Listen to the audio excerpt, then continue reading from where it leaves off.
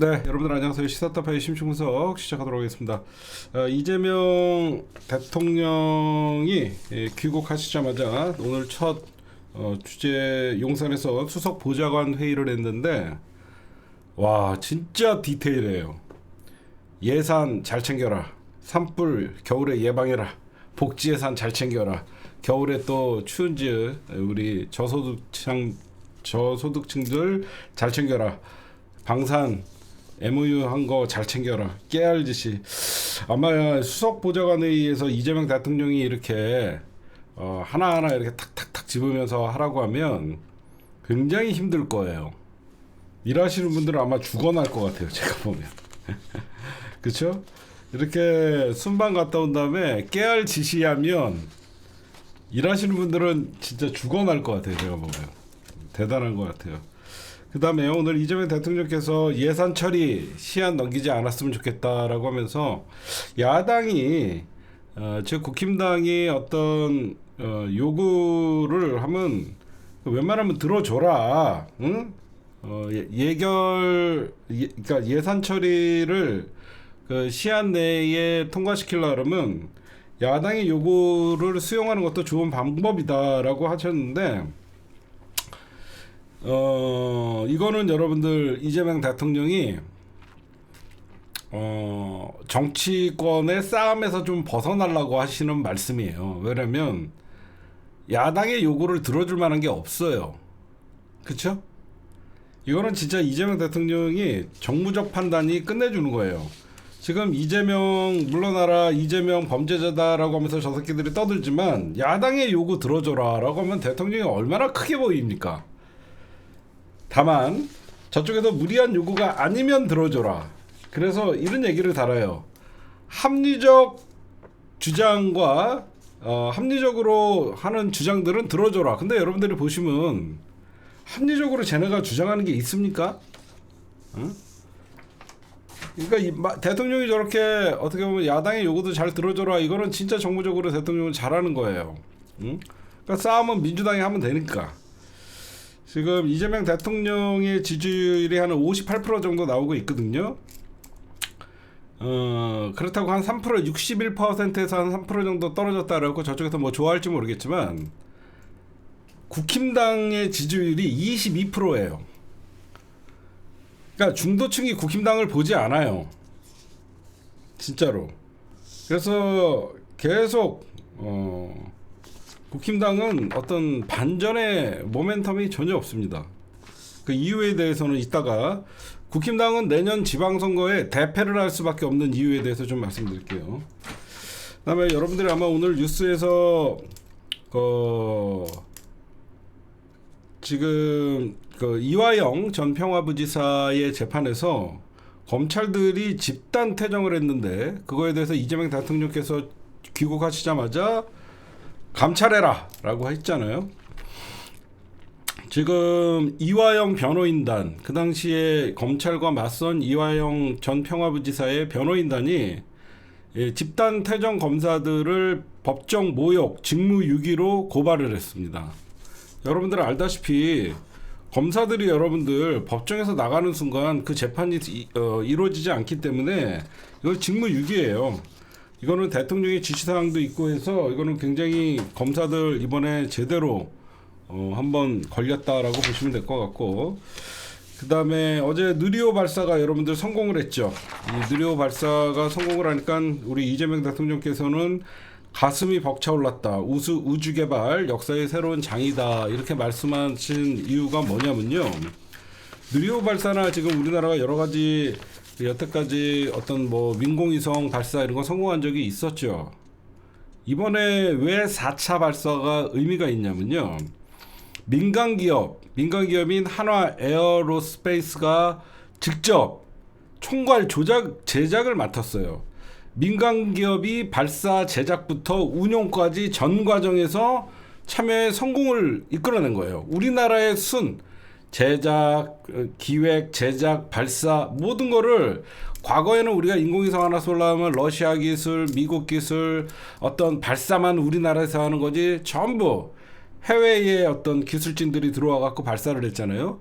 이번에 우리나라의 모든 어떤 과학기술의 자립을 증명해낸 거라서 가슴이 벅차오르다라고 그렇게 말씀을 하신 거예요, 여러분들. 그렇게 여러분들이 보시고 오늘 대통령실에서 강력한 법적 대응을 한다라는 메시지가 나왔습니다. 그 이유는 해외 주식 양도소득세율 40%를 매긴다라는 대통령의 허위 담화문을 SNS에 퍼뜨리고 있는 온라인상에 현재 유포 중이에요. 이거 혹시 여러분들이 보시면 신고를 해주시기 바랍니다. 지금 대통령 명의를 도용해 허위 조작 정보를 유포는 매우 심각한 범죄이기 때문에요.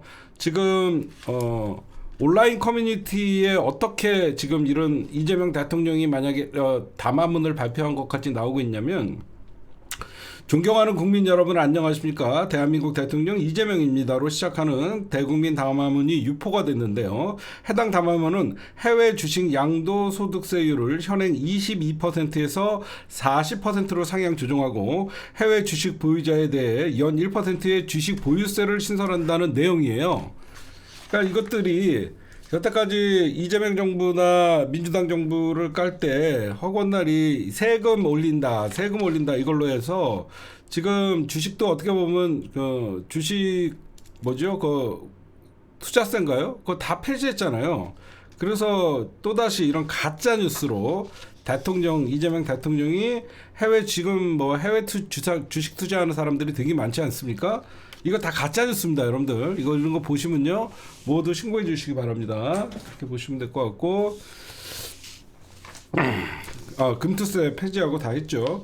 그 다음에 드디어 여러분들 이 초코파이 논란 1,050원 초코파이와 뭐죠? 그 카스타드 케이크 이 재판이 무죄로 드디어 판결 났습니다. 지네들도 이거를 기소를 유지하는 자체가 쪽팔리죠. 그래서 여러분들이 보시면 진짜 난 이런 사회가 진짜 이게 말이 되나? 50억 처먹은 새끼들은 밖에서 떵떵거리고 살고 이 카스타드 하나 450원 600원 이 두 개 합쳐서 1,050원인데 이거 갖고 재판 받는다는 그게 더 웃긴 뭐 장발장도 아니고 진짜 논란에서 절도 고의가 없었다 라고 이거를 절도라고 얘기하는 것도 웃깁니다. 이게 전주지법 형사 2부 항소심에서 1심 벌금 5만원 선고를 취소하고 무죄를 선고했습니다. 결국은 여러분들 아시다시피 이거는 유죄를 받게 하려고 일부러 노조 측에 가입돼 있는 현장 근로자를 어떻게 해서든지 유죄 취지로 한 다음에 자르려고 했던 것이죠. 진짜 우리 사회가 이런 거 갖고 저는 앞으로 노동자들을 탄압하는 수단으로 쓰는 것은 정말 이거는 우리 사회는 그러면 안 된다고 생각합니다. 비참한 재판이었다 이렇게 말씀드리고, 그 다음에 오늘 추경호 내란 지금 체포동의안 표결이 있었는데 172표로 국회를 통과했습니다. 지금 보시면 법원이 그럼 어떻게 되냐, 그 다음에 추경호가 이제 체포동의안이 통과가 됐기 때문에 조만간 여러분들 법원에서 영장실질심사 날짜를 잡습니다. 그때 출석하라라고 하면 그때 구속 여부의 판결이 있게 되는 거예요. 그런데 국힘당은 계속 헛소리 짓거리 하다가 표결 때는 다 퇴장을 해버렸죠. 근데 오늘 너무 웃긴 게 장동혁이가 이제 그 국회 본회의장에서 나와서 로텐도 홀 있잖아요. 로텐도 홀 우리 오늘 시사타파 우리 PD가 기자들이 가갖고 오늘 거기를 직접 촬영을 했어요. 그래서 저희 시사타파 뉴스 가시면 오늘 거기 현장에서 찍은 사진들이 있습니다. 얘네들은 표결은 불참해놓고 우리가 추경호다. 나부터 잡아가라. 그 니네가 추경호야. 니네들 내란 정당이야. 그렇죠? 우리가 추경호다. 얘네들이 여러분들 뭐만 하면 우리가 한교안이다. 우리가 추경호다. 이런 연병들을 하는데 유독 안 하는 말이 있어요. 우리가 김건희다는 얘기 안 합니다. 진짜 제가 바라는 게 김건희 1심에서 선고 형량 많이 나오면 과연 우리가 김건희다 이걸 왜 안 외치죠? 응? 아니 진짜 대통령은 김건희였는데 우리가 김건희다는 죽어도 외치지 않아요. 어? 우리가 김건희다까지 가면 이제 끝장 막장이죠, 막장. 응? 우리가 김건희다를 해야죠. 응? 오늘 앞으로 이제 이게 뭐가 중요하냐면 이제 추경호가 구속되냐 안 되냐에 따라서 지금 현재 직위원 재판부나 지금 조희대 어떤 사법부를 보면 구속되기가 쉽지는 않을 거로 보입니다. 그렇죠? 다툼의 여지가 있다. 허구한 날. 그런데 이 추경호 구속 여부가 왜 국힘당의 중대 기로냐면 구속이 되면 현행 어떤 장동혁이나 국힘당 지도부가 이거에 대해서 사과를 안 할 수가 없죠. 그리고 국힘당에 사과를 하자고 하는 여러분들 국힘당에는 소장파 이렇게 얘기하지 마세요. 응? 국힘당의 수도권의 지역구를 갖고 있는 의원이 소장파가 될 수는 없죠. 제정신 박힌 새끼면 젊은 새끼가 국힘당에서 정치하지 않습니다. 걔네들은 소장파가 아니라 TK 지역 외 사람들이 사과를 요구하고 있습니다. 그렇죠? 지금 왜 추경호의 구속이냐 아니냐가 중요하냐면 추경호가 만약에 구속영장이 영장 실질심사에서 기각이 될 경우에는 장동혁이가 이대로 쭉 나갈 가능성이 많아요. 그렇죠? 중대 기로입니다. 구속 여부가 만약에 구속되면 법원에서도 내란 어떤 계엄 해제 투표를 방해한 거를 인정한 거기 때문에 국힘당은 계엄에 대해서 지금 사과를 두고 당내 파열음이 굉장히 커지고 있거든요. 지금 만약에 구속이 되면 사과를 해야 된다는 지금 현직 지방자치단체장들 제일 처음으로 박형준 부산시장이 사과해야 된다. 윤석열과 단절해야 된다. 오늘은 지금 똥줄 타는 오세훈이가 당원 어떤 내년 지방선거 어떤 70%로 당원 비중을 높은 거랑 내란 사과에 대해서 오세훈이 지금 얘기했죠. 현직 지방자치단체들은 똥줄이 타죠, 여러분들. 오늘 제가 여러분들 가장 장동혁이 말 중에 정말 어이가 없는 게 이런 얘기를 해요. 더불어민주당한테 얘기하는 겁니다. 추경호 체포동의안을 가결을 밀어붙일 경우 아까 협박하는 거예요. 추경호 의원에 대한 체포동의안을 가결을 밀어붙일 경우 이재명 정권의 생명을 단축하는 정권의 몰락의 트리거가 될 것이다.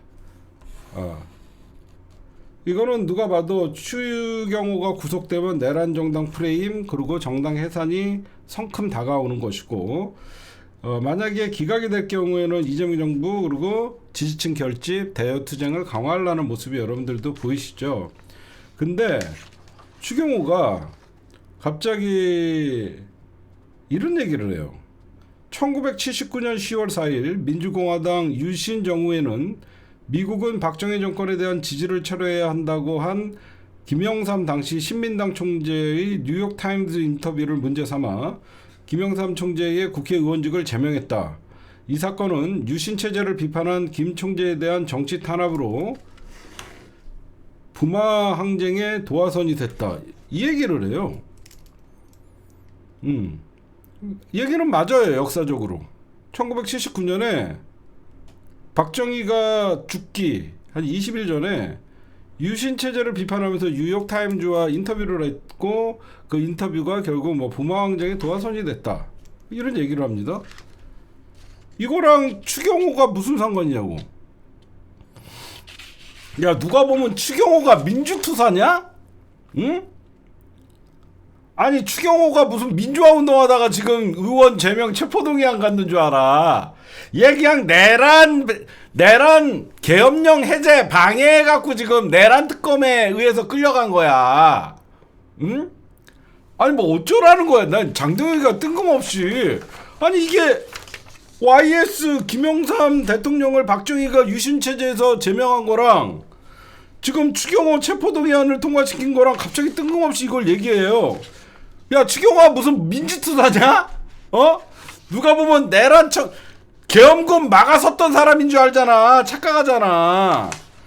그때 국힘당의 의원들 당사로 와라, 국회로 와라 뺑뺑이 치다가 투표 못하게 방해한 놈이잖아. 난 얘가 왜 이 비교를 했지? 모르나? 1979년 김영삼 대통령이 제명된 거는 누가 봐도 독재 정권 박정희 정권의 유신 체제에서 제명시킨 건데, 누가 보면 민주화 운동하다가 지금 제명되신 줄 알아요. 추경호 씨.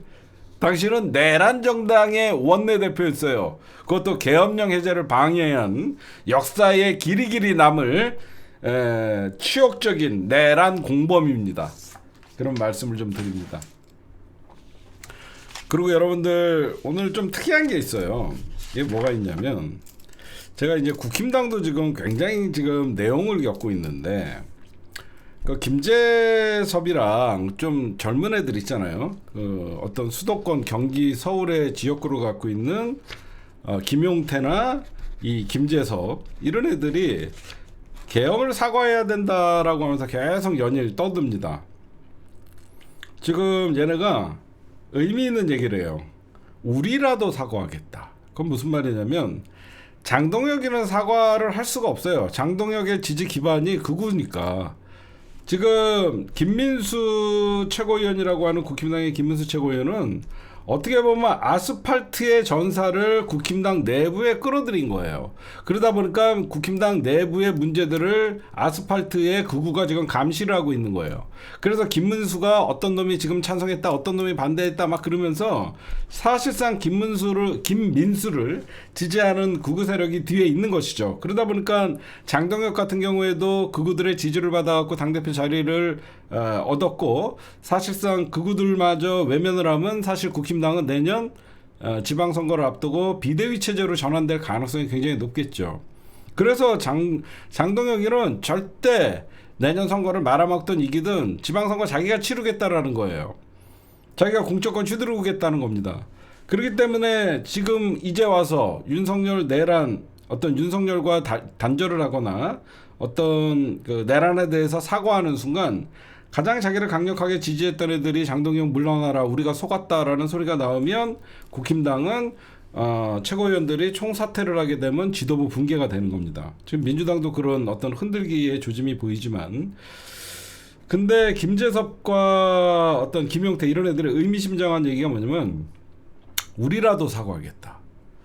이건 뭐냐, 12월 3일이면 계엄 1주년이 되는데, 장동혁은 사과할 어떤 모양이 없으니까 우리라도 사과하겠다라는 것은 자기네들이 이제 새로운 이 정당에 이제 희망이 없다라고 생각하는 거죠. 현역 20명이 모일 것이다라는 얘기를 합니다. 현역 20명. 여러분들, 현역 20명의 의미가 뭐죠? 원내 교섭단체예요. 끝까지 장동혁이가 내란과 계엄에서 사과 안 하면 내년 지방선거에 전에 분당의 메시지를 날린 거예요. 그렇게 되면 국힘당에서 TK와 어떤 TK 지역의 현역들 이외에 나머지 의원들이 현역이 20명이 모일 것이다 라고 하면서 엄포를 놓으면, 국힘당은 내년 지방선거를 앞두고 굉장히 내용에 빠지게 돼요. 그러면 이거는 현역 20명이 모여서 우리라도 사과하겠다는 말은 당 지도부를 압박하는 겁니다. 이런 당 소장파라고 불리는 이 젊은 극우들은 그 배후에는 현직 오세훈이, 그리고 기존에 있었던 국힘당의 원래의 정치 세력들이 있는 거예요. 어떻게 해서든 이 사람들은 자기 자리를 보존하기 위해서는 극우와 단절을 해야 되는데, 지금 당과 지금 따로 노니까 아마 국힘당도 내년 지방선거 장동혁 체제로 끌고 갈 수 있을지 저는 의문이에요. 왜 그러냐면 가만두지 않아요. 국힘당은 이익 집단이기 때문에 자기의 이익에 전혀 부합하지 않는 것들은 그렇게 하지 않아요. 제가 왜 내년 국힘당이 대패를 할 수밖에 없는지는 이따가 여러분들에게 좀 말씀드리고요. 그 다음에 오늘 김민석 총리가 극대노를 했습니다. 저는 난 웬만하면 민주당에다가 이거 뭐라고 안 하는데 지금 개헌버스를 탔던 육군 법무실장 소식 여러분들이 들으셨죠? 개헌버스에 탔던 육군 법무실장이 이 사람이에요. 원스타. 개헌버스라는 건 뭐냐? 2차 개헌을 하기 위해서 국방부 대전에서 계룡대에서 이동하는 그 버스에 같이 올라탔던 사람입니다. 근데 국방부도 여러분들 지금 헌법 존중 TF를 만들었잖아요. 지금 안규백 이 국방부 장관이잖아. 근신 10일이 뭡니까? 근신 10일. 뭐 휴가 주냐? 포상 휴가냐? 아니 징계가 근신 10일이면 포상 휴가야. 응? 안 그래요, 여러분들? 군인들한테 근신 10일이면 10일 동안 그냥 자숙하라야. 그럼 휴가 갈 거 아니야. 야, 무슨 포상 휴가를 주고 있어. 김인석 총리가 근신 취소해라. 다시 조사해라. 징계 절차 즉각 다시 착수해서 신속 마무리해라. 안규백 국방부 장관에게 다시 지시했습니다. 이런 안일한 자세로 엄정 재검토하라 라고 지시했습니다. 그 다음에 지금 나경원 그리고 패스트트랙 나빠루와 국힘당 검찰이 역시 정치검찰 항소를 포기했습니다. 그러니까 나경원은 의원직 유지가 확정이 된 거예요. 여러분들 알다시피 이 검찰이 항소를 안 와서 결국은 이제 더 이상 검찰이 1심에서 구형을 했던 법원에서 구형을 하고 법원에서 했던 사건 자체, 그러니까 법원이 1심에서 선고한 사건 이상을 선고를 못 해요. 이런 마치 검찰이 정치권에 더 이상 싸움에 자기네들이 끼고 싶지 않다. 이게 참 어떻게 대장동 조작 사건의 항소 포기가 아니죠. 대장동 조작 사건이 만천하에 드러나니까 항소를 해봤자 본인들의 조작이 드러날 것 같으니까 항소를 못한 거를 외압 의혹으로 바꾼 사건입니다. 그건 이 사건과 어떻게 그 사건이 똑같습니까? 6년간 이 국회를 난장판으로 만들었던 나경원 이런 애들을 검찰이 항소를 포기함으로써 어떻게 되냐면 불이익 변경 금지라는 게 있습니다. 불이익 변경 금지. 그러니까 1심 형량이 상한이에요. 1심의 형량 이상 때리지를 못하니까 전부 지금 의원직 유지를 할 수 있는 상황이기 때문에 오히려 나경원 1심에 항소하기로 했습니다. 오히려 죄 지은 것들이 항소하고 검찰은 항소를 포기합니다. 이게 말이나 됩니까 이게? 응? 오히려 국힘당 이것들이 항소하고 응? 왜 그러면 검찰은 항소를 포기했냐? 대장동 사건도 항소 포기를 했기 때문에 항소 포기의 당위성을 유지하기 위해 항소를 포기했다. 이런 거지 같은 소리를 합니다. 응? 이거는 검찰의 예규도 정면으로 위반한 정치적 결정이에요. 그래서 정치 검찰이라고 하는 겁니다. 여러분들이 보셔도 이게 검찰이 정치적 결정이지 이게 검찰이 사건 수사 이런 것들에 봐서도 검찰이 항소를 안 하는 게 맞습니까? 응? 징역형 구형을 벌금형으로 선고한 법원 판결에 항소하지 않겠다는. 왜 그러냐면 검찰은 징역형을 구형을 했어요. 검찰이 징역형으로 구형을 했는데 이거를 벌금형으로 사법부가 바꿨잖아요. 그러면 당연히 여러분들 형종이 변경됐잖아. 징역형이 벌금형으로 되면 검찰 예기에도 위반한 이거는 당연히 항소를 해야 되는 거예요. 응? 말이 안 되는 거죠. 그렇죠? 징역형을 벌금형으로 바꿨는데 이거는 검찰 항소하는 자체가 잘못됐다라고 여러분들에게 좀 말씀을 드립니다. 그러니까 보면 검찰 입맛입니다. 항소하고 싶은 사건 아무거나 어떤 거나 항소 안 한다고. 저는 이거를 이제 주목을 해야 돼요. 검찰 내일 내부 2+의 집단 성명이 나오나 안 나오나. 그렇지 않아요? 야, 항소 포기했잖아. 그럼 2+에서 또 집단적으로 검사장들 니네들 지랄해야지. 이번에는 왜 가만히 있어? 항소 포기했잖아. 그럼 너희들 2+에 검사 검찰이 항소 포기했는데 왜 가만히 있어? 왜 가만히 있어? 난리 나야지. 징역형을 벌금형으로 줬는데 이해할 수 없는 형량인데 사법부가 이거를 항소 포기한다고? 말이 안 되지. 그러니까 너희들은 절대 수사권을 주면 안 돼. 그것만 너희들은 알면 돼. 그 다음에 기분 좋은 소식은 제가 제일 이 윤석열 정부에서 제일 악질 중에 악질은 유병호입니다. 저는 그렇게 생각해요. 윤석열 정부에서 최고의 악질은 감사원 사무총장직을 지내고 현재 감사위원인 유병호예요.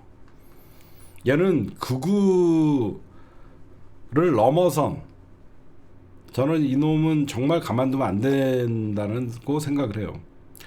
지금 현재 감사원 운영 쇄신 태스크포스 TF팀에서 윤석열 정부 당시 서해 공무원 피살 사건 등의 감사 과정, 이걸 여러분들 서해 공무원 피살 사건의 감사 과정을 절대 감사원에서는 발표를 하면 안 됐어요. 왜 그러냐면 이거는 굉장히 국가 기밀이잖아요. 남북 관계에 굉장히 위험한 군사 기밀 사항들이 있었는데, 이때 우리가 모두가 다 그때 뭐 서해 공무원이 어디로 가자고 했는데 뭐 이쪽에서 반대했다, 그때 무슨 뭐가 출동했다, 이 유병호가 밀어붙였거든요. 그래서 현재 유병호를 공무상 어떤 군사 기밀 누설, 그 다음에 여러 가지로 감사원이 감사원 유병호를, 최재와 유병호를 서울경찰청에 고발을 했는데 이게 서울경찰청에 배당됐습니다. 굉장히 중요한 겁니다, 이거. 이게 2급 군사 기밀을 노출시킨 거예요. 서울경찰청 광역수사단 반부패수사대는 뿐만 아니라 얘네들 지금 감사원 인권위, 야 진짜 나 요즘 생각하면 감사원, 인권위, 독립기념관, 국가교육위원회, 이배용, 저 새끼 누구야 거기 나라가 어떻게 될 뻔했습니까, 여러분들? 한번 봐봐요, 인사들. 감사원의 유병호, 최재예, 국가인권위원회 안창호, 권익위. 야 진짜 어디 하나 제대로 된 인간들이 아니라 이건 나라를 그냥 다 말아먹으려고 했던 새끼들이, 이 새끼들 나는 좀 민주당이 이거 빨리빨리 이 새끼들 다 사법 처리하고 날려야 된다라고 생각을 합니다.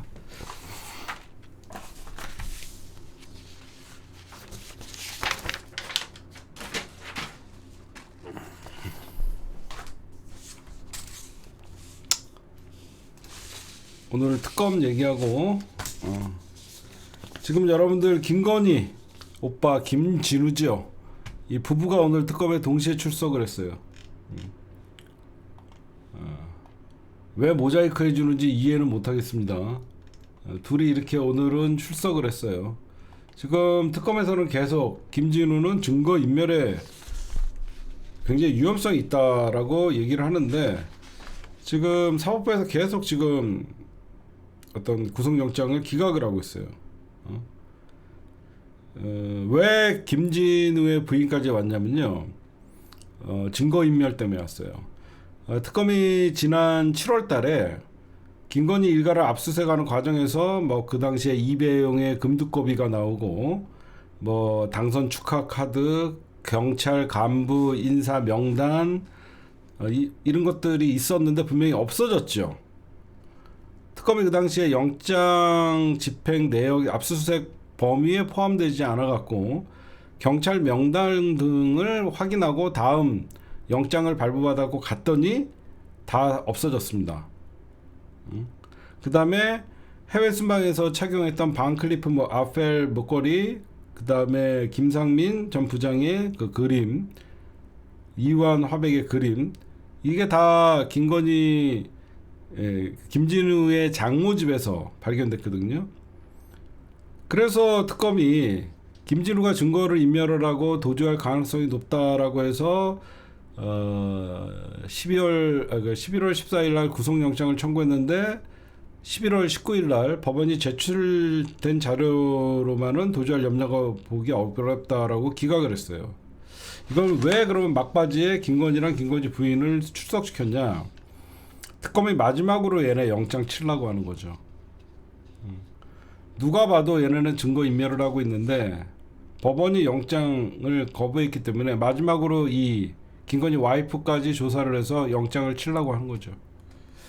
그렇게 보시면 될 것 같아요. 그 다음에 최상병 특검이 이종섭 도피 혐의로 윤석열을 추가 기소했습니다. 우리가 지금 직위원 재판부가 윤석열의 1심 구속이 내란 사건의 1심 구속이 1월 18일이잖아요. 근데 그 1월 18일이 지나도 윤석열은 못 돌아다닐 가능성이 큽니다. 왜냐면 김건희 특검에서의 기소, 그 다음에 최혜병 특검에서의 기소들이 있기 때문에 다른 사건으로라도 윤석열은 나오지 못해요. 여러분들 걱정 안 하셔도 될 것 같아요. 무슨 말씀인지 아시겠죠? 내란 사건에 한해서만 1심의 영장 구속기간이 1월 18일이고 나머지 일반 외환죄 사건도 남아있고요. 최상병 특검에서 했던 어떤 그 기소, 이종섭 해외 도피, 그 다음에 내란 특검에 따른 직권남용 혐의, 그리고 김건희 특검에서의 어떤 공천, 대가성 공천 있죠? 정치자금법 위반, 이런 것들이 있어서 다 기각시킬 수는 없죠. 다 기각시킬 수는 없어요. 이 사건 중에서 윤석열이가 기어 나올 확률은 없다라고 여러분들 보시면 될 것 같아요. 그 다음에 오늘 특검에서 사실 오세발이가 여러분들은 오늘 내란에 대해서 사과해야 되고 당원 당규에서 당원들에게 70%의 어떤 권리를 주는 것은 문제가 있다라고 얘기했죠. 오세훈이가 특검에 오늘 뭘 걸렸냐면 오세훈이가 명태균 녹취록이나 그런 것들 증언, 명태균 씨의 증언을 보면 오세훈이가 돈 빌리러 간다라고 얘기한 적이 있어요. 그때 김한정이라는 후원회장이 오세훈이 캠프에 있었대요.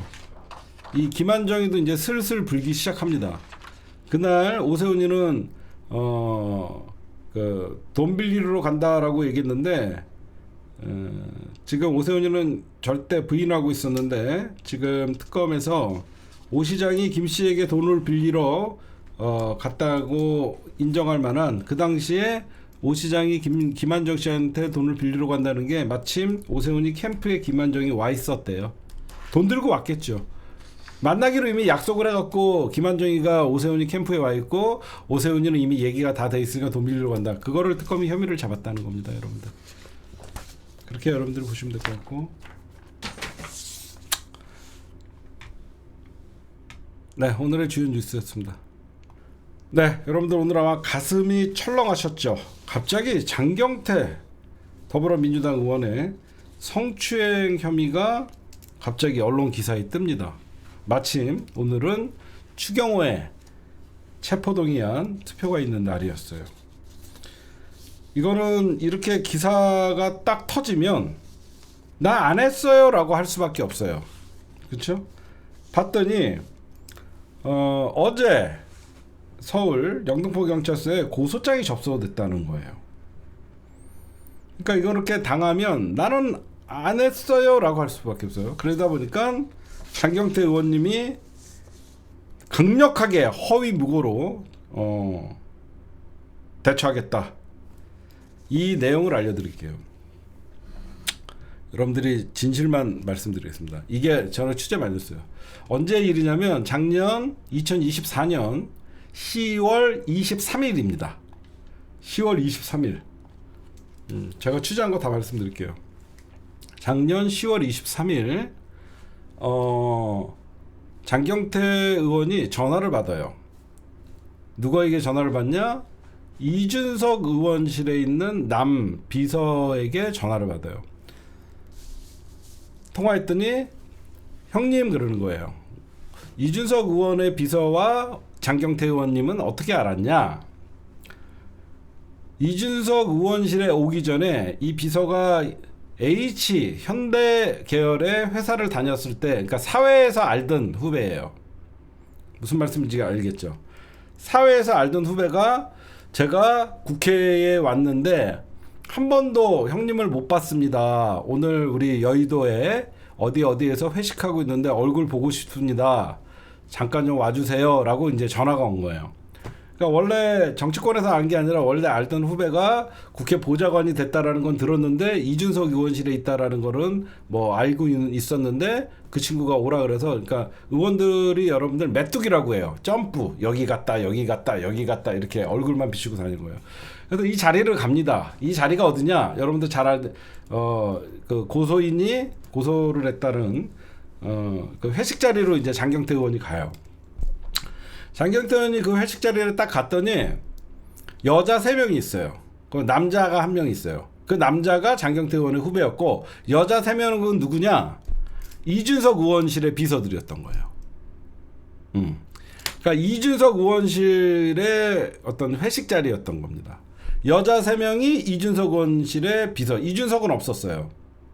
이준석 의원실의 여자 3명, 그 다음에 이준석 의원실의 비서 남자 1명이 있었습니다. 그리고 이제 장경태 의원이 가고 오랜만이다 하고 인사를 하고 있는데 갑자기 어디서 술이 만취가 된 남자가 하나 들어와요. 누군가 했더니 이준석 의원실에 있는 비서의 남자친구라는 겁니다. 근데 그 자리에서 술이 차갖고 그 여 비서들에게 폭언을 하고 난동을 부린 거예요. 그래서 장경태 의원은 술 취한 사람 있고 엮이기 싫잖아요. 바로 그 자리를 떴어요. 그 자리를 떴어요. 이게 전부예요. 그랬더니 장경태 의원이 가고 나서 이 술 취한 사람이 쌍욕을 하고 폭력적이고 이러다 보니까 경찰을 부릅니다. 그 가게가. 경찰을 불러서 이게 사건화가 된 거예요. 그랬더니 이 과정에서 CCTV를, 그 가게에 CCTV가 있지 않습니까? 그 CCTV를 TV조선이 확보를 해요. TV조선이 확보를 하고 유튜버였던 배승희 씨에게 넘어갑니다. 근데 이 이준석 의원실에서 이 여성이 TV조선에서 그 방송을 보도할 경우에 내가 명예훼손으로 가만히 있지 않겠다라고 하면서 이게 작년 사건이 킬돼요. 여기까지 이해가 가요? 오히려 TV조선이 이 사건을 보도를 하려 이준석 의원실이 회식을 하는 것 중에 남자친구가 난동을 부려갖고 경찰이 출동했다. 근데 그 난동을 부릴 때는 장경태는 없었어요. 그 난동 부리고 막 쌍욕하고 막 그러길래 장경태는 떴어요. 그리고 TV조선에서 볼랐는데 이 여자가 명예훼손이고 하지 말아라면서 킬하고 이준석 의원실 보좌관들이 그 난동 부리는 딴 옆에 있는 여자들이 촬영을 해서 경찰을 불렀어요. 근데 이상한 게 있어요. 이 난동 부린 남자가 누군지 아십니까? 이준석 의원실에 여자친구가 있다는 난동 부린 이 남자가 누구냐? 나는 실명 다 얘기해 줄게요. 동대문 구청장의 비서실에 있습니다. 이상하죠? 이준석 비서실에 있는 여자가 그러니까 사귀는 사이가 동대문 구청장의 비서실에 있는 남자가 동대문 구청장의 비서실에 있는 남자친구, 이준석 의원실에 있는 여자친구가 그렇게 된 거예요. 그랬는데 장경태 의원님의 지역구가 어디예요? 그렇죠. 서울 동대문구죠. 냄새가 나죠. 그래서 제가 봤어요. 여기가 어디에서 그런 회식을 했냐? 쟤네가 얘기하는 성추행, 준성추행이라는 건 또 처음 들었어요. 준성추행으로 고소를 했다는데 이 여자가 갑자기 돌변을 한 것. 지가 명예훼손으로 지가 TV조선에서 보도하면 가만히 않겠다라고 하다가 갑자기 이걸 보도했죠. 이상하죠. 1년이 넘었는데 갑자기 그러죠. 이게 어디냐? 여의도에 가면 족발 1번지라는 데서 회식을 했어요. 여의도의 족발 1번지. 여기가 여러분들 성추행할 수 있는 장소인가 보십시오. 이게 여의도 족발 1번지예요. 이게 여의도 족발 1번지입니다. 족발집에서 성추행 당했다고 지금 신고가 들어온 거예요. 근데 이게 다만 저것들이 공작을 했거나 제가 그런 의심을 하는 게 자리가 이렇게 동그랗게 앉다 보니까 장경태 의원 옆에 고소했던 여자애가 앉았다는 거예요. 그렇죠? 그거를 누군가가 뭘 어떻게 했는지 몰라도 그래서 장경태 의원이 가만히 있지 않겠다라고 지금 얘기하고 있어요. 족발 1번지에서 먹었던 사건이요.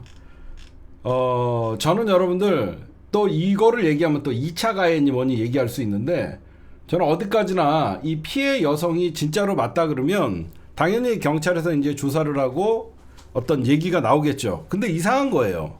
왜 작년 10월 23일 날 있었던 일이고 이 일을 TV조선이나 만약에 진짜로 어떤 장경태 의원님에게 성추행을 당했다 그러면 당연히 TV조선이나 배승이라는 그거 유튜버들이 터트려주는 게 좋았을 텐데 그때는 극히 말렸다가 왜 지금에서야 갑자기 영등포 경찰서의 준성치는 뭐야? 그랬더니 심신상실 또는 한거불능 상태를 이용하여 사람을 추행할 때 성립한다. 이거는 앞뒤가 맞지 않는 게 지 남자친구가 아니 장경태 의원이 잠깐 앉아있는데 지 남자친구하고 난동을 부렸는데 갑자기 장경태를 고소를 합니다.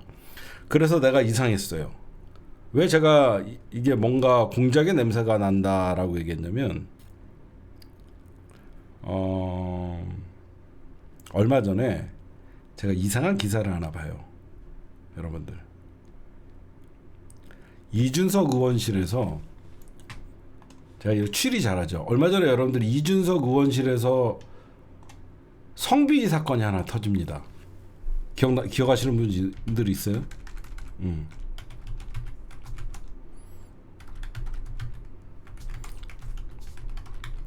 이준석 의원실 성비위 사건으로 검찰에 송치가 돼요. 이게 언제 일이냐면 11월 18일이래요. 얼마 안 됐어요. 제가 보여줄게요. 이 사건이에요. 11월 18일 날 이 사건이 터집니다. 이거 내용을 여러분들 한번 읽어보세요. 이상합니다. 이준석 의원실 보좌진 성비위 의혹 억울 시비 붙었을 뿐 주장합니다. 봐요. 이 내용을 자세히 보면요. 이준석 기억신당 의원실 소속 보좌진이 성비위 의혹을 검찰에 뒤늦게 확인했다. 이게 뭐냐면 여자 비서관이랑 그러니까 5급 비서관이랑 여자 비서관이랑 뭐 싸웠다 이런 내용이에요. 근데 이준석이 바로 면직을 요청을 했는데 검찰에 송치가 됐기 때문에 면직이 안 돼서 5급에서 9급으로 낮췄다는 겁니다.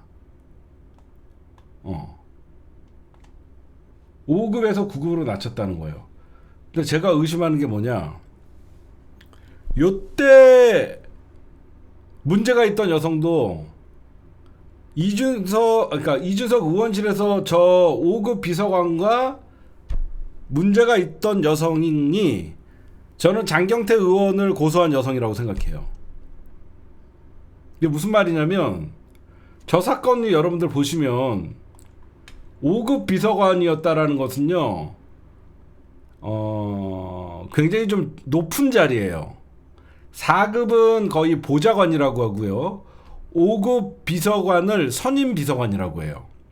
5급부터는.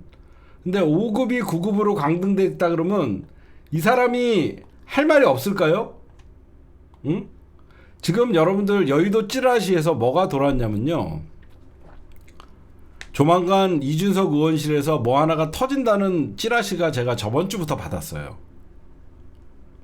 사실 저 사건이 이상했어요. 그냥 저게 왜 묻히지?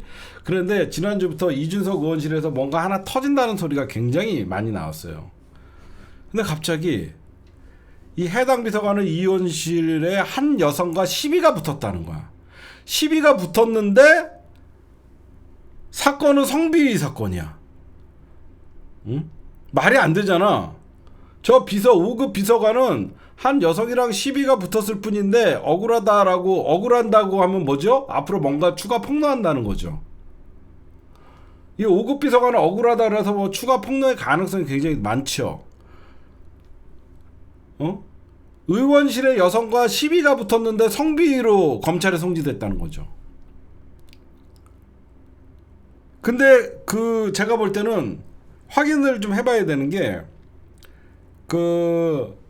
이번에 장경태 의원을 준 성추행 혐의로 고소한 여성과 저는 저 여성이 아마 동일 인물이라고 생각해요. 그럼 왜 이런 일이 발생을 했냐? 여기까지 지금부터는 음모론이에요. 지금까지는 팩트였고 왜 지금부터는 음모론이냐면 결국은 앞으로 저 5급 비서관이 그리고 이준석 의원실 안에서 어떤 성비위 사건이나 여러 가지 사건이 터질 게 있는데 저게 만약에 내 촉에 의해서 저 5급 비서관과 장경태 의원을 고발한 이 동일 인물일 경우에 자기가 저기에서 어떤 폭로의 대상이 되면 하여튼 이준석 의원실이 중심이 가는데 저 사건을 해당 여성이 갔다 그러면 장경태한테 성추행을 당한 여성으로 등급하면 피해자가 되거든. 응? 저거는 이준석 의원실 안에서의 개싸움인데 여기서 장경태를 고소하면 이 여자는 권력자에 대한 피해자가 되거든. 저 사건도 보면 저분은 그러니까 여러분들 봐봐요. 웬만한 사람들은 성비위 사건으로 검찰에 송치되면요. 나는 성추행하지 않았다라고 해요. 근데 저 사람은 시비가 붙었다라고 얘기해요. 뭔가 이상하죠? 제 말은. 여러분들에게 만약에 너 성추행했지라고 하면 저는 성추행한 적 없습니다라고 해야지 저는 시비 붙은 적 없어요. 이렇게 말이 안 되잖아. 내가 보면. 응? 그러니까 이 이준석 의원실에서 5급 비서관이 한 여성과 시비가 붙었을 뿐 억울했다. 그러면 우리가 보면 왜 무슨 일로 시비가 붙었을까? 뭔가 쟤네들은 의원실에서 싸움이 되는 이유 중에 하나가 뭐냐면 뭔가 자기네들끼리 의원에게 깨졌을 경우 여러 가지 경우가 있는데 의원에게 깨졌을 경우 5급 보좌관이 밑에 6급, 7급에게 뭐라고 하는데 그게 왜 나 때문이에요? 그렇게 싸울 수 있는 경우. 그러니까 이게 이준석이가 저는 연관되어 있다고 생각해요. 그러다 보니까 앞으로 저 5급 비서관이나 이게 검찰에 송치가 됐기 때문에 저 사건이 앞으로 외부에 알려질 거 아닙니까? 그거를 알려지기 전에 저 똑같은 만약에 동일 인물이라면 이 사건을 이게 2024년 10월 23일 사건인데 말이 안 된다는 거예요.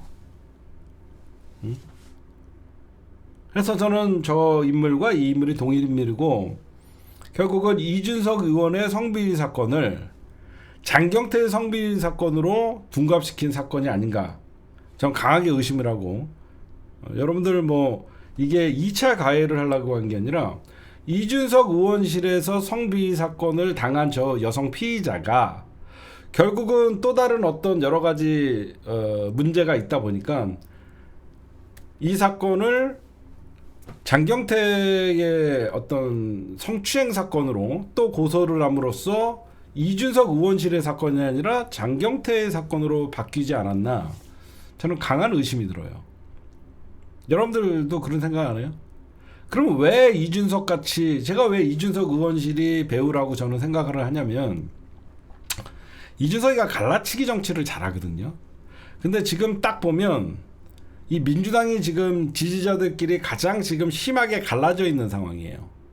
특히 지금 민주당의 당원 당규 개정안에 있어서 1인 1표제 논의에 지금 정청래 대표와 어떤 장경태, 즉 장경태 의원이 이 당원당규 개정 TF의 위원장을 맡았어요.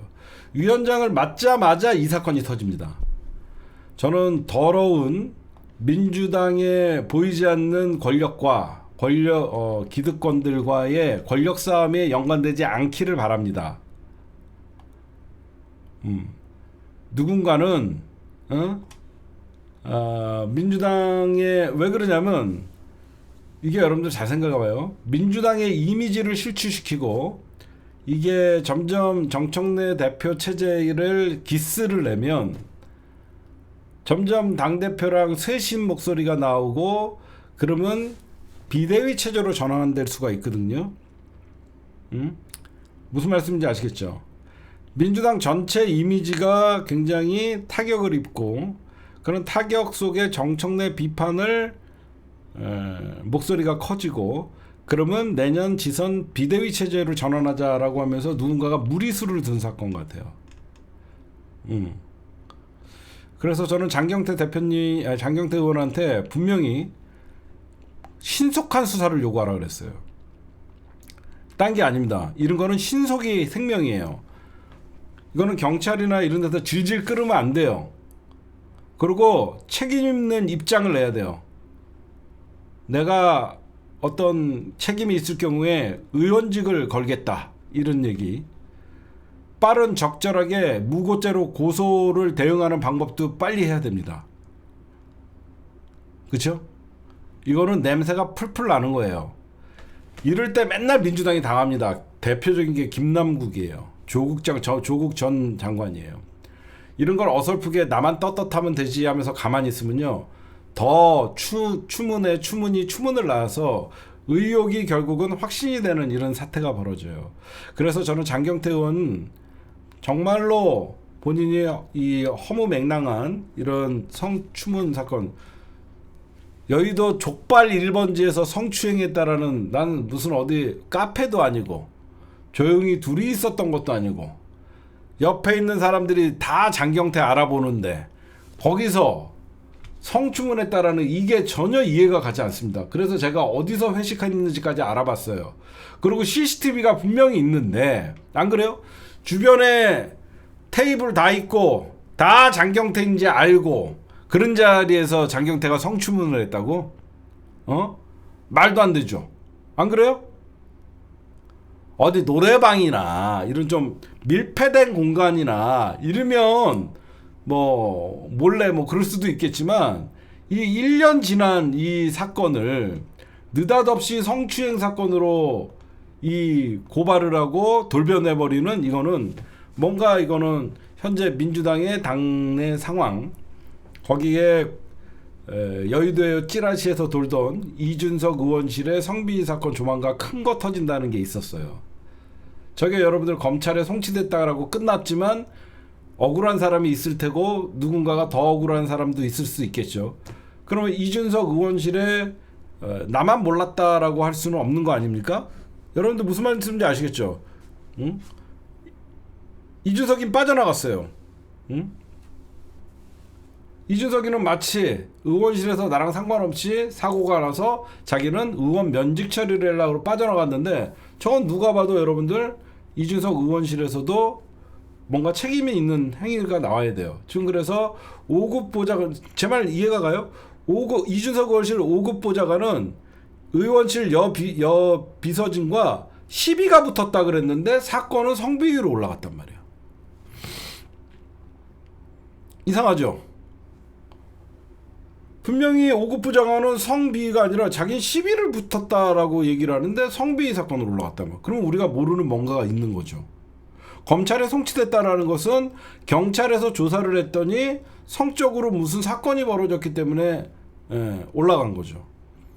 근데 이거는 여러분들이 보셔도 제가 아까 보여드렸듯이 여의도 족발 1번지 여러분들이 한번 쳐보세요. 여기 족발 맛있어요. 여의도 족발 1번지 이렇게 치면 이렇게 나옵니다.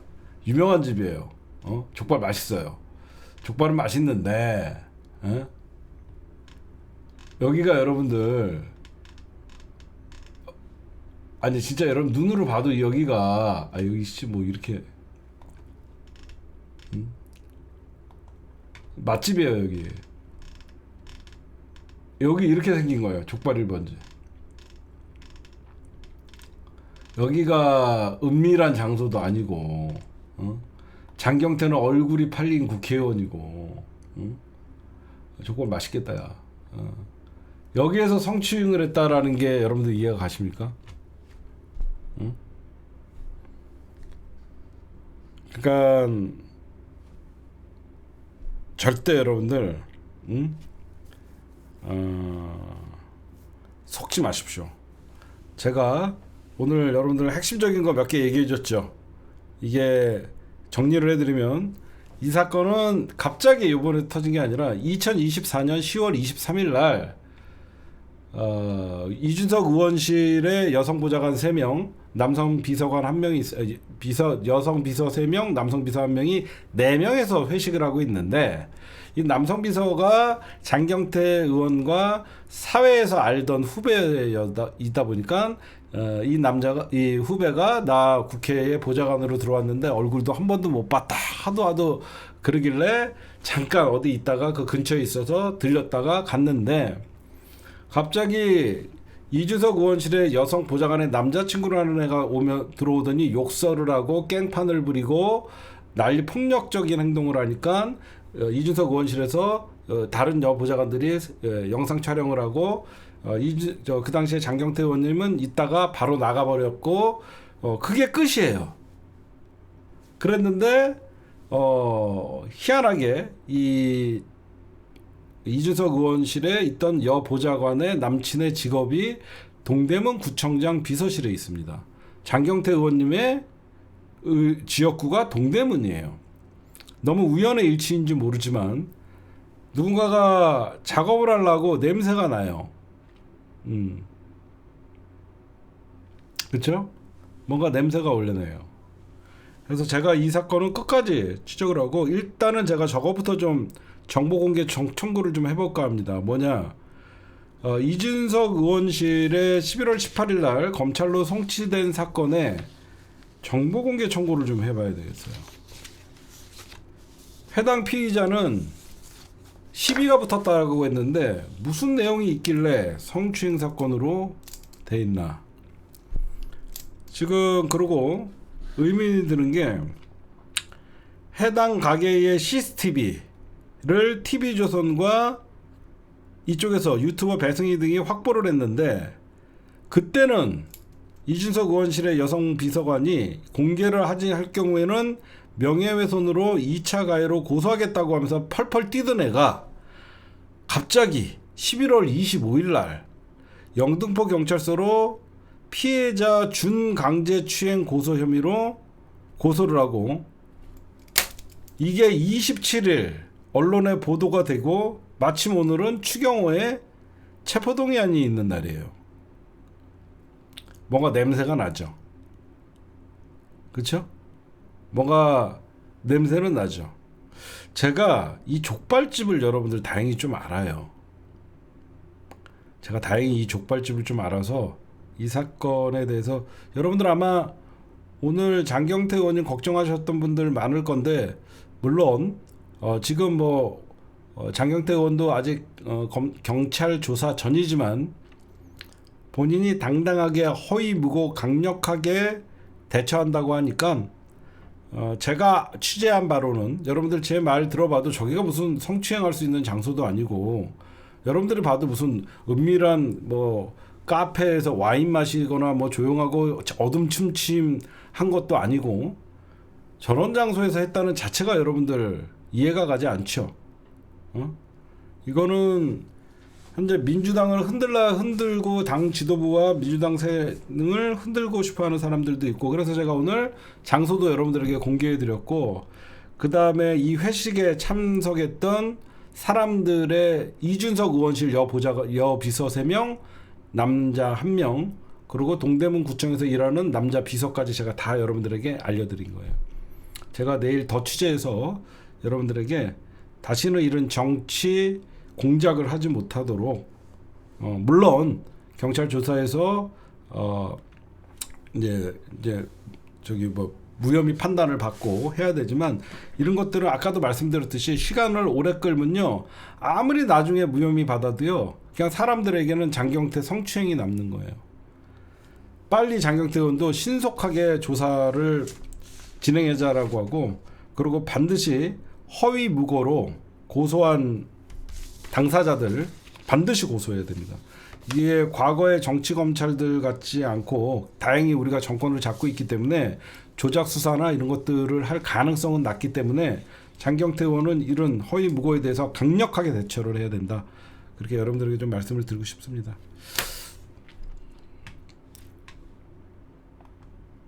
네, 여러분들 내년 이제 지방선거가 다가오잖아요. 그러면 국힘당이 할 수 있는 카드는 딱 두 개예요. 뭐죠? 윤석열과 단절. 그 다음에 내란에 대해서 진정한 사과. 요거를 할 것이냐. 아니면 더 강경 노선으로 이재명 퇴진. 강경 노선 투쟁을 할 것이냐. 이게 딱 두 개죠, 여러분들. 여러분들 보셔도 요거밖에 선택의 여지가 없어요. 그러면 그 분기점이 결국은 추경호의 어떤 구속이냐 아니냐 여기에 어느 정도 만약에 추경호가 구속되면 장동혁 체제의 어떤 비판 여론이 거세고 시간이 가면 갈수록 현직 기초단체장들이나 지방선거를 뛰어야 되는 이런 선수들 입장에서는 장동혁 지도부를 신임할 수 없죠. 그래서 결국은 시끄러워질 수밖에 없는 상황이 가고 있어요. 그럼 내년, 그러니까 내란이 1년, 다음 달 12월 3일이면 내란이 1년이 오는데 국힘은 과연 어떤 카드를 꺼낼 것이냐, 적당한 사과를 할 것이냐, 그러니까 지도부가 어떤 메시지를 할 것이냐에 따라서 국힘이 분당 사태도 일어날 수 있는 일들이 보여요. 그러다 보니까 이제 국힘 내란당의 젊은 소장파라고 하는 이런 애들이 우리라도 사과하겠다라는 얘기들이 나오고 있는 것이고요. 지금 계엄 사과를 장동혁이는 사실 머뭇거리고 있죠. 그러면 저는 이렇게 생각해요.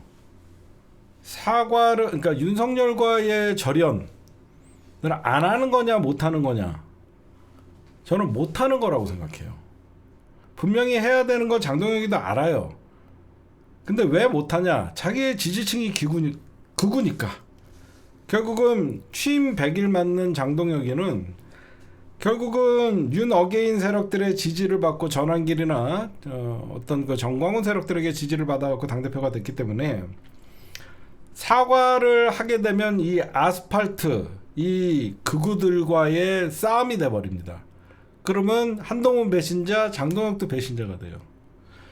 그러면 둘 중에 아까도 말씀드렸듯이 사과를 하고 사실상 중도 확장과 어떤 외연 확장으로 갈 것이냐, 아니면 아스팔트들과 결집을 택하냐, 요 어떤 절체절명의 순간이 오는 거예요.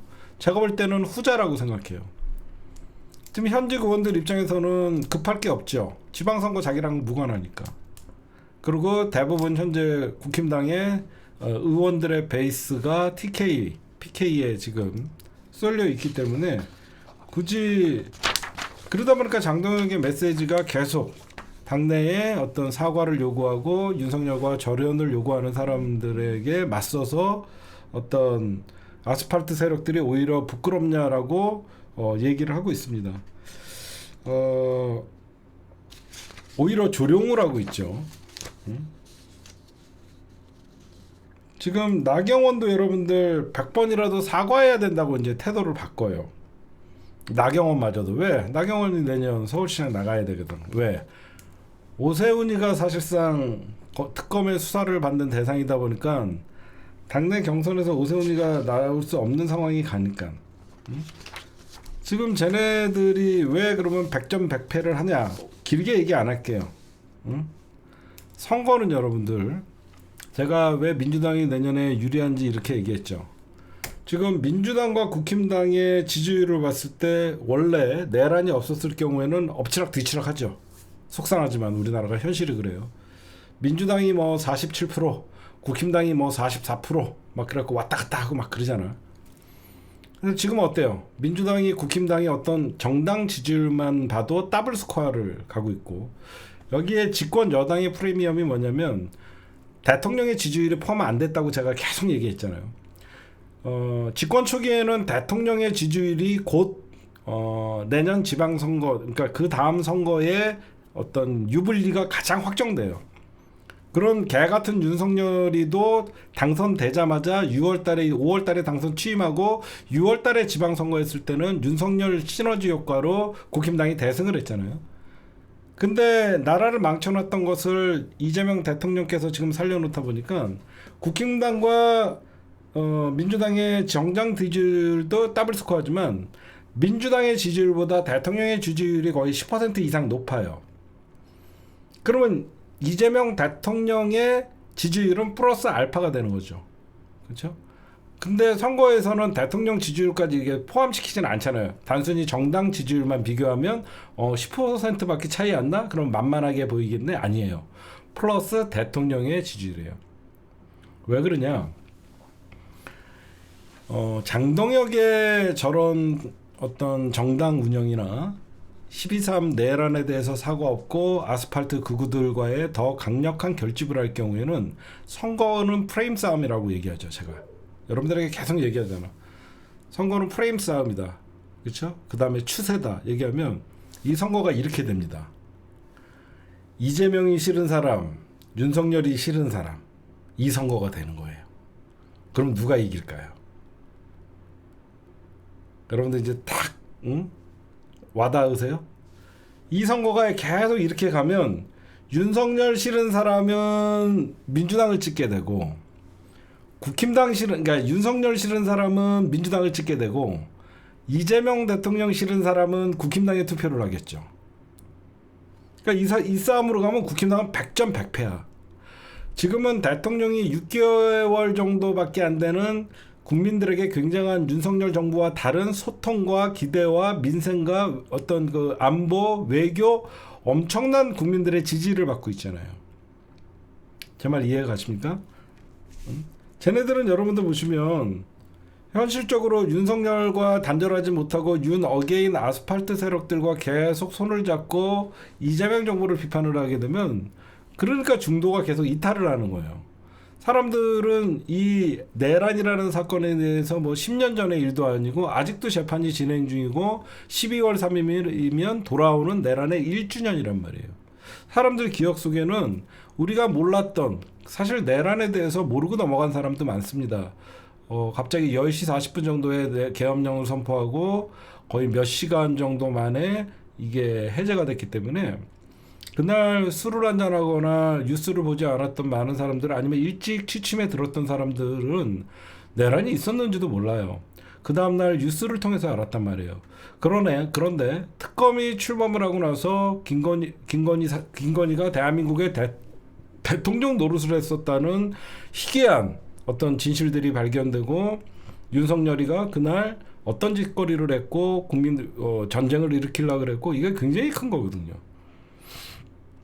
여러분들 제가 말씀드린 것 중에 진짜 이게 결국은 장동혁의 전략은 여기서 우리가 또다시 윤석열을 절연을 하고 다시 이제 계엄에 대해서 사과를 하게 되면 그나마 자기네들을 지지했던 코어 지지층인 아스팔트 세력마저 떠나가 버리면 지지층 결집 자체가 안 된다고 생각을 하는 거예요.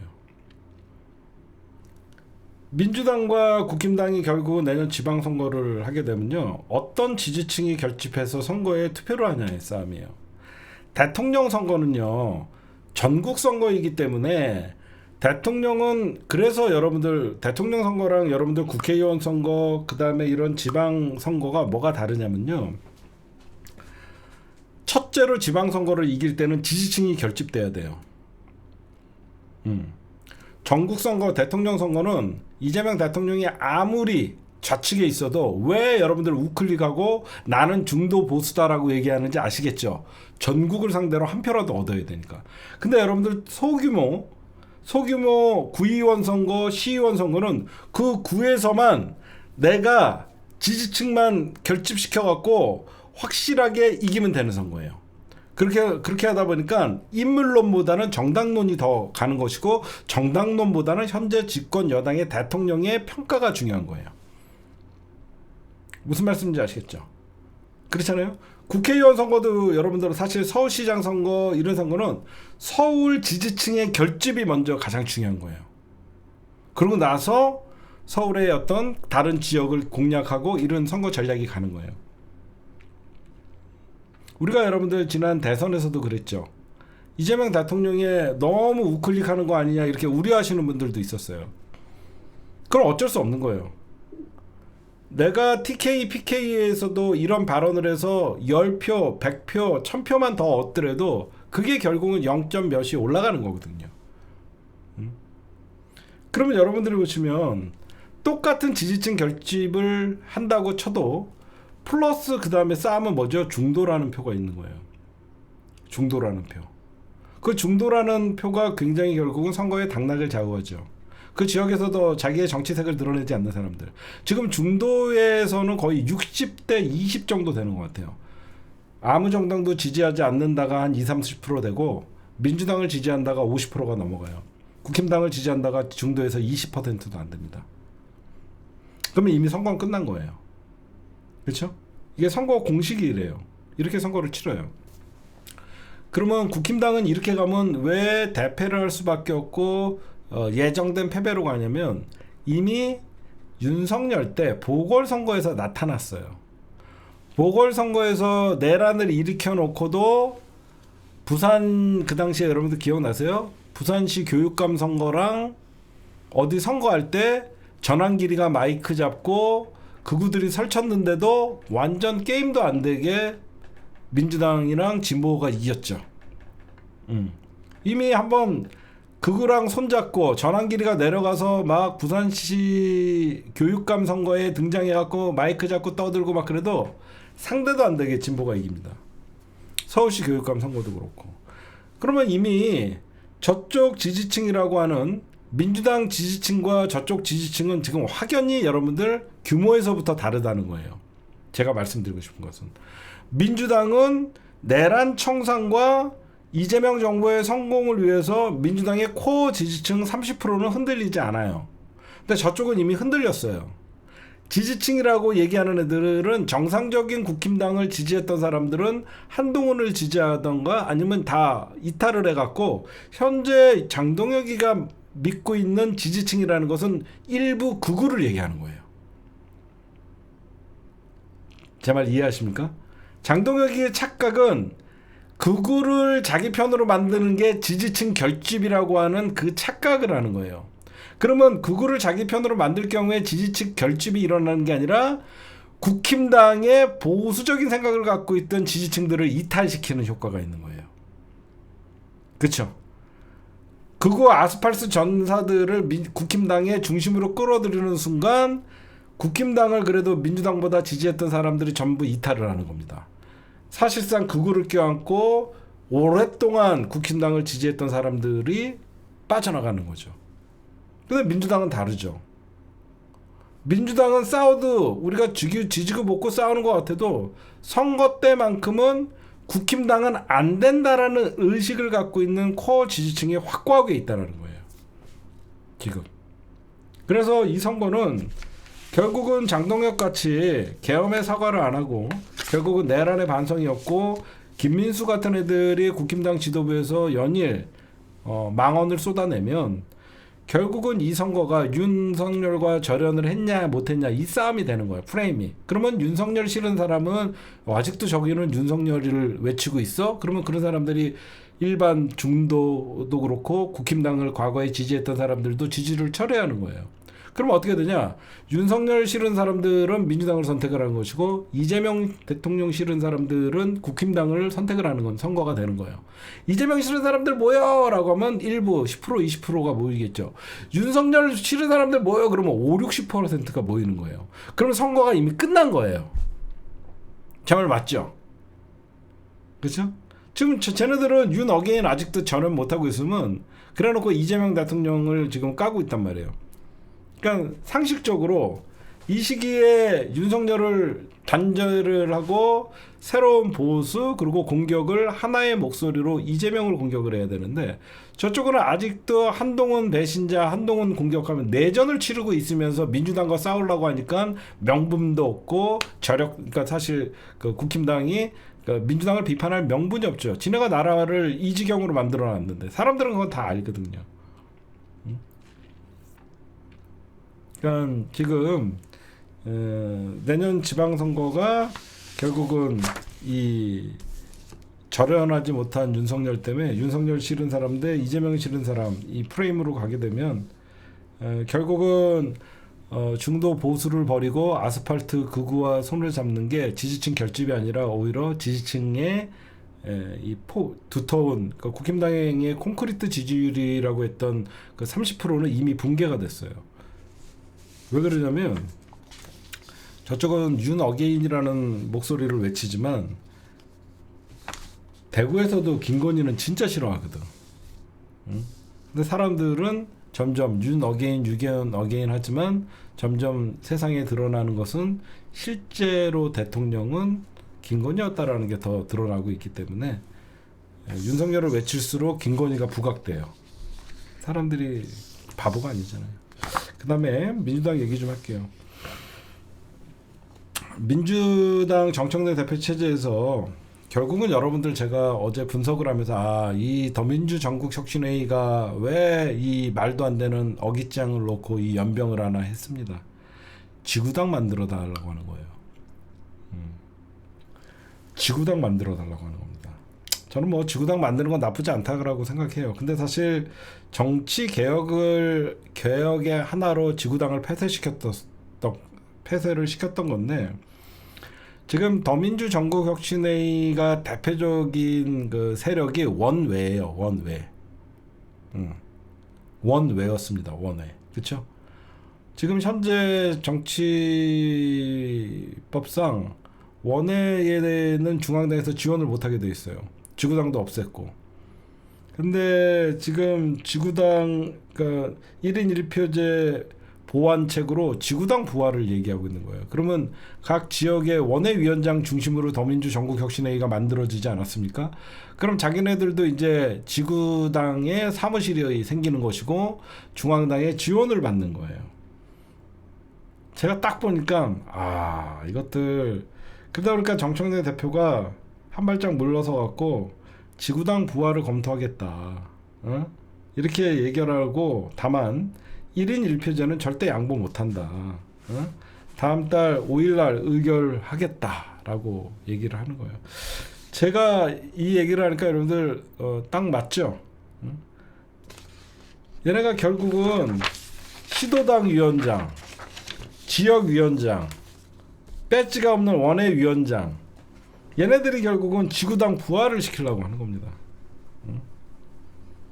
그래서 결국은 사실 예전에 지구당 이재명 대통령도 지구당 부활에 대해서는 찬성하는 편이었어요. 그 당시에는 워낙 이재명 대통령이 민주당 안에 세력이 없었을 때 지구당 부활을 힘차게 외치는 사람들은 한동훈이도 그래요. 당내 기반이 없을 때는 지구당이 필수입니다. 왜? 나를 지지해주는 사람들이 원외에 있을 경우에는 지구당이 필요한 거예요. 근데 이재명 대통령이 돼서도 왜 지구당 부활이라는 얘기를 안 하냐? 이제는 민주당 안에 원내가 이재명계잖아요. 전부 친명이잖아요. 그러니까 굳이 원외 지구당을 부활을 할 필요가 없는 거예요. 지금은. 안 그래요? 제 말 이해가 가시죠? 그 당시에 이재명 대통령을 지지하는 그룹들이 대부분 원외에서 그 당시에 원외 원외 협의위원장인가 협의회인가 그런 걸 만들면서 이재명 대통령을 지지를 했다가 그 사람들이 지금 다 원내로 들어갔잖아요. 지금 얘네들이 이렇게 난리를 치는 게 지구당 부활해갖고 일정 사무실 없고 보조금 받고 자기 그렇게 하려는 거죠. 제가 보니까 이 와중에 여러분들 저는 잠재적 이익직이라고 얘기하는 지금 이재명 대통령 지키겠다고 하면서 이 파란 이찍들 있죠. 잠재적 이찍 지지자들. 저는 하나 묻고 싶어요. 오늘 너무너무 실망한 게 장경태 의원님의 성추행 혐의가 고소당했다라고 하면 그게 그 사람들한테 좋은 일인가? 그 사람들이 민주당 지지자가 맞나요, 여러분들? 응? 그 사람들은 민주당 지지자 많아요? 장경태는 누구보다도 친명 정치인이거든요. 나는 얘네들은 진짜 이제는 얘네들은 내가 생각했던 진짜 이찍 지지자들이구나. 응? 그러니까 여러분들도 말이 안 되잖아요. 이게 이준석의 성추행 혐의가 터진 것도 아니고 친명의 어떤 장경태 의원의 어떤 이런 사건이 터졌는데 그걸 마치 신나갖고 자기가 민주당을 지지하고 이재명 대통령을 지키려고 하는데 민주당의 악재가 터졌는데 그걸 신나갖고 이걸 마치 큰 호재라고 생각하는 거지. 정청래를 무너뜨리기 위해서 장경태 성추행 혐의 고소가 이게 좋은 일인가요? 나 진짜 이해가 안 가서 그래요. 응? 얘네들한테 속고 있는 사람들은 뭐예요? 응? 아니 민주당의 악재가 터졌는데 좋아갖고 그거를 방송에다가 떠들고 이게 이재명 지지자들이 할 일이에요?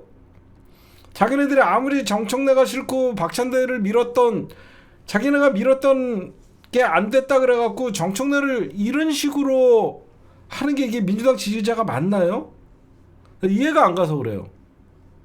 그러니까 정청래, 장경태 잘 걸렸다. 정청래 너 좆됐다.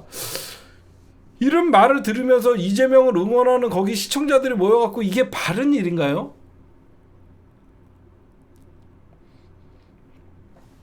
난 그 사람들 진짜 목적이 뭔지 모르겠어요. 응? 난 그 사람들의 목적이 그냥 자기가 좋아하는 정치인 밀고 따라다니면서 코인빨이 하는 건지 진짜로 그 사람들의 적이 국힘당인지 아니면 자기네들이 영향에서 벗어나 있는 사람들인지 이 하바리들 본인들 주제 파악을 못해요. 니들이 아무리 박찬대를 밀어도 안 되잖아. 완사이드하게 정청래가 되는 이유는 니네들이 영향력이 없어서 그런 게 아니야.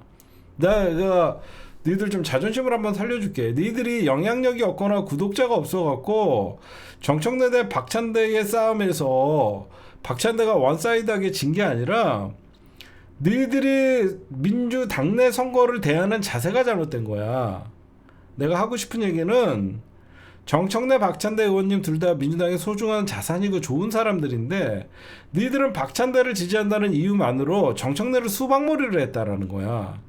그러면 민주당의 뿌리 깊은 니들 딴 데서 뭐 한지는 몰랐던 갑자기 나타난 이재명 지지한다고 따라다녔던 니들이 뭐 했을지 모르지만 지금 민주당에 오랫동안 10여 년 동안 당직 권리당원을 지키고 있는 사람들은 정청래가 그동안 어떤 식으로 정치를 했는지 아는데 그 사람을 수박몰이를 하고 2016년에 정계에 나타난 박찬대보다는 정청래가 역사가 많잖아.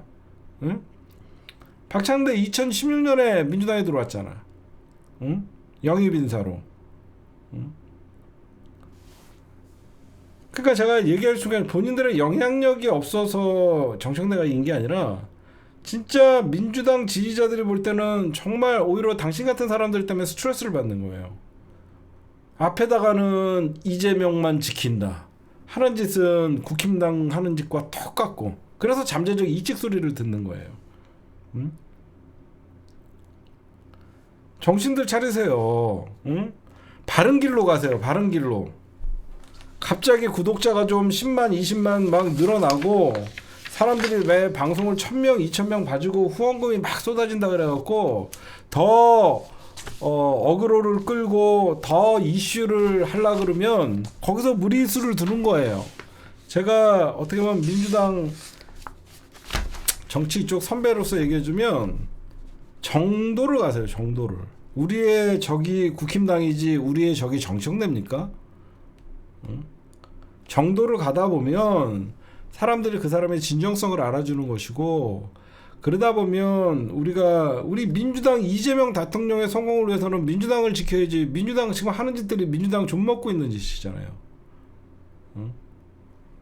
그러면 안 되는 거예요. 응? 그러니까 점점점 고립되는 거예요. 응? 안 그래요?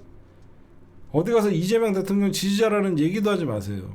사람들이 이재명 대통령 지지자들 수준이 저 따위밖에 안 되나 이렇게 생각을 합니다. 제가 늘 얘기하지만 민주당이 강력한 힘을 갖고 있어야지 대통령을 보좌하고 뒤에서 싸워주는 겁니다. 민주당 분란시켜갖고 탈당하고 분당하고 그러면 가장 피해를 입는 건 이재명 대통령이에요. 그거 뻔히 알면서 그런 짓을 해요. 장경태 의원님의 어떤 이 공작 냄새가 풀풀 나는 이런 준성추행 이런 고소 사건에 있어서도 강력하게 민주당 찐명 정치인이 당하는 걸 어떻게 그렇게 좋아하고 있으면서 이재명 지지자라고 얘기를 해요? 난 너무 이상해요. 장경태 의원님이 무슨 수박입니까? 찐명 정치인이 중상 모략을 당하는데 걷다가 대고 신나갖고 방송을 한다고? 그게 무슨 이재명 지지자예요. 그럼 대통령과 민주당에 다 피해가 가는 거죠. 저는 이해가 안 가서 그렇게 얘기하는 거예요, 여러분들. 그런 식으로 어그로 끌어갖고 잠깐의 시청률은 올릴 수 있지만 많은 사람들에게 상처를 주는 거예요. 우리는 진짜 밉거나 진짜 실망하거나 민주당밖에 지지할 데가 없잖아요. 의지할 데가 없잖아요. 근데 이재명 대통령 지킨다고 하는 것들이 민주당을 욕하고 마치 큰 호재가 터진 것 같이 장경태를 까고 정청래를 까고 그게 뭐 하는 짓입니까 그게? 어? 그러다가 조용히 사라지는 사람들이 굉장히 많은 거예요. 어? 그런 방송들은 여러분들 보지도 말고 그런 사람들을 방송 보면 여러분들 더 스트레스 받아요. 국힘당 지지하는 방송을 보면 그나마 여러분들 인간 같지도 않다고 생각하지만 겉에서는 이재명 지키겠다고 하면서 그런 방송을 하면 여러분들이 더 힘든 거예요. 멀리 하세요 여러분들. 네, 오늘 심층 분석 녹화는 여기까지만 할게요.